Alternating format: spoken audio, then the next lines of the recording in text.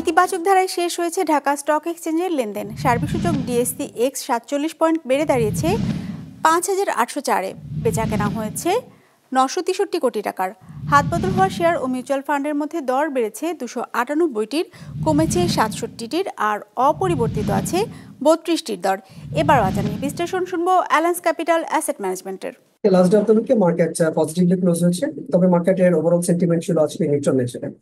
Index এই সপ্তাহের opening index ছিল 5,700 এবং তা প্রায় 104 পয়েন্টস বেড়ে এখন ফাইনালি দাঁড়িয়েছে 5,804 পয়েন্টসে। পাশাপাশি এই সপ্তাহের উইকলি অ্যাভারেজ টার্নওভার অন্যান্য সপ্তাহের তুলনায় ভালো ছিল, প্রায় 800 কোটি টাকার মতো। পার্সেন্টেজ ওয়াইজ আজকে প্রাইস বেড়েছে প্রায় 74% কোম্পানির প্রাইসে, কমেছে 18%, এবং অপরিবর্তিত ছিল মাত্র 8% কোম্পানির প্রাইসে। এবং সেক্টরাল পারফরমেন্সের দিক থেকে আজকে সবচেয়ে বেশি টার্নওভার ছিল ফার্মাসিউটিক্যাল সেক্টরে, ফলোড বাই ফুড সেক্টর এবং ব্যাংকিং সেক্টর।